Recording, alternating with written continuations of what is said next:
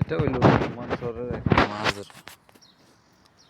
মাজরা মানুষ মাজরা বলে। বাংলাদেশের ক্ষেতিগৃহস্থী কাজ আছে না, ওই কাজের এই দেশে মাজরা বলে। এখানে ওখানে একটা বাংলাদেশে ভাই কাজ করতেছে, ওই যে বাংলাদেশে ভাই কাজ করতেছে। এখানে বেতন দেয় বাংলাদেশি প্রায়, একজনের বেতন বাংলাদেশি প্রায় 20,000 টাকা মতন দেয়। 20,000 টাকা, কারো 30,000 টাকা, খায়ালে থাকে আর কি এরকম। তবে ওমানের মধ্যে সবচাইতে কম বেতন এই মাজরার ভিতরে সব কিছু। আবার এখানের ভিতরে মনে করেন আপনার খাওয়া হইতে যা আছে সব কিছু আবার মালিকের।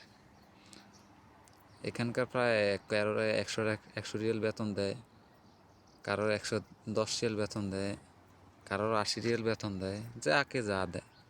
এগুলো একটা ক্ষেতিগৃহস্থী। এদেশে বলে মাজরা। বাংলাদেশও ক্ষেতিগৃহস্থী আছে না, ক্ষেতিগৃহস্থীর এই দেশে মাজরা বলে। এই একটা মাজরা, এই একটা মাজরা। এখানে এগুলো সবগুলো মাজরা। এখানে বাঙালি ভাই আছে কাজ করে, আর বেশিরভাগ এই দেশের মাজরার মধ্যে বাংলাদেশি ভাইয়েরই কাজ টাজ করে। এখানে বেতন ওই যে বললাম না, খায়ালিয়া মনে কর না কারো 25,000 টাকা টিকে, 30,000 টাকা টিকে এরকম। তবে যদি আবার এক্সট্রা কাজ করা যায়, ওখানে আবার ইনকাম আছে। এক্সট্রা কাজ করলে আবার ইনকাম আছে এই দেশের মধ্যে। আপনি শুধু এই যে মাঝারিতে বসে থাকবেন এটা না, তারা এই যে মাঝারিতে কাজ করে, তারা অনেক কাজ করে। অনেক ওমানের বাসা বাড়িতে কাজ করে, অনেক ওমানের গাড়ি ধোয়, অনেক ওমানের বাড়ির সামনে ময়লা পড়ে থাকে, ময়লা টলা পরিষ্কার করে।